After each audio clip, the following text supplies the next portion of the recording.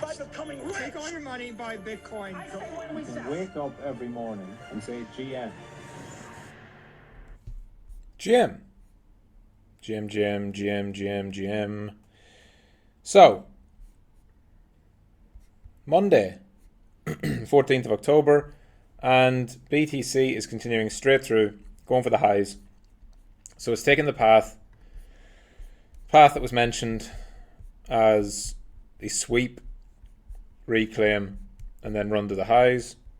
We didn't get so sweep out those lows, reclaim, and then move through to the highs.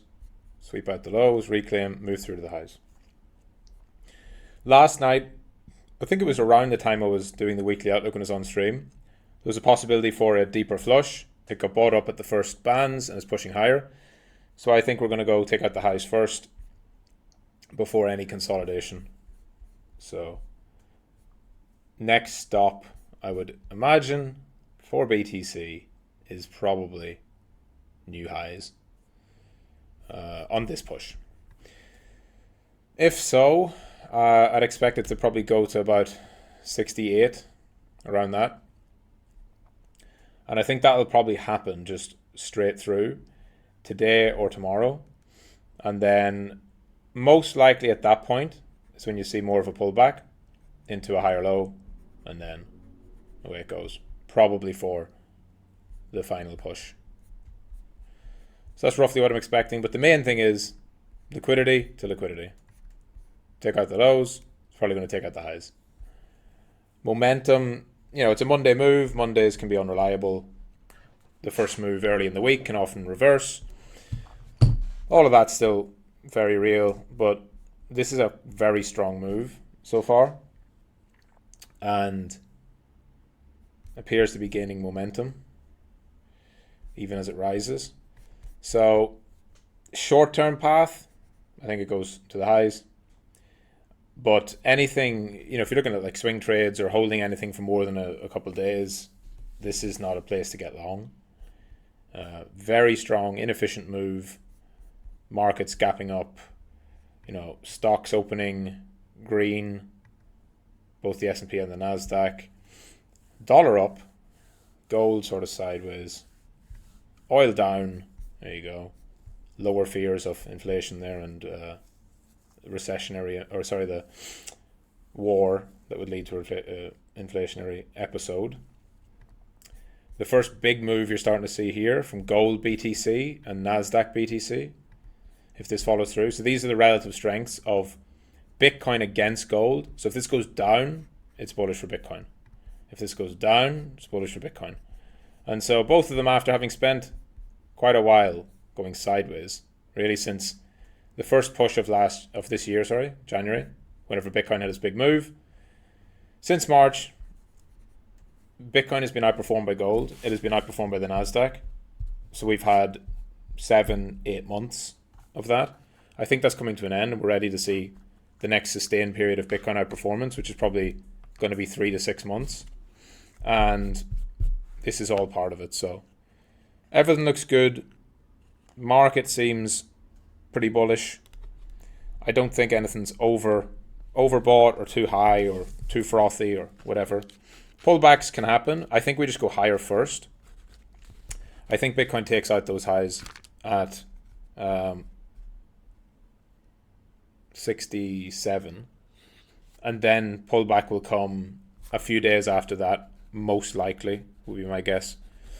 I don't think that from here it makes sense, really, for it to pull back, because it's broken above and clearing above multiple different highs. It had a positive market structure break as well. If you're looking on the daily, like over here, you have the daily level, the high that it broke down to, reclaimed it, held, consolidated, moving away. So obviously there can be pullbacks and wicks and some stuff in here. I wouldn't be surprised to see a wick down today or tomorrow. But I fully expect it to take these highs. So the reason why it's not a good longer term position or swing trade or whatever is that probably it gets there and then stalls out and has a pullback. So getting long here with a target of like 68 whenever your invalidation would have to be near the lows. Obviously doesn't make sense.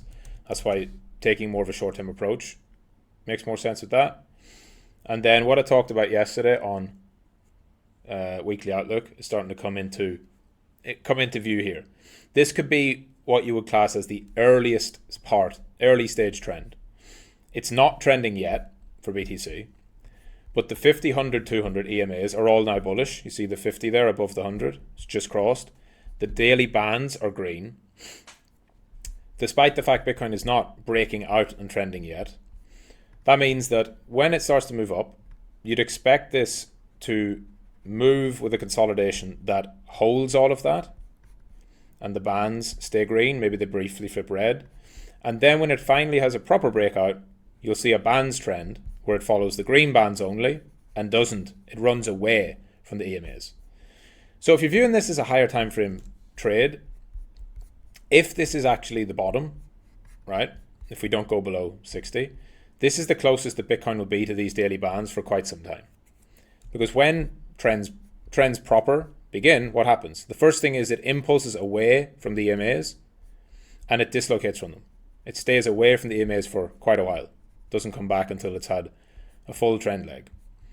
And this happens all the time in every trend, at least with the bands. Bullish, right? When you have it, it runs away, tends to follow the green bands, the fast trend. So that's going to happen again, no doubt. Question is just when. Is it now, or is it going to be maybe a few weeks from now when it actually starts to accelerate away? I think the time is getting close. And for now, everything looks good. I think Bitcoin's just going to go higher. Maybe we even hit 68 today. Who knows? Depends. We're trying to get at 65 here. 65 is a big round number level, so you might see a lot of chasing and fast closing of positions as it gets through there. But yeah, it's good. Looks like Bitcoin's ready to move. And that is it. GM. Anything else? Anything else? Anything else? Not really. I think mostly keep an eye on BTC today and see what develops from here. And yeah, that's it. GM. 2 streams today. Ask Michael Live. And Mentorship Monday for the Blue Belts. See you later. GM.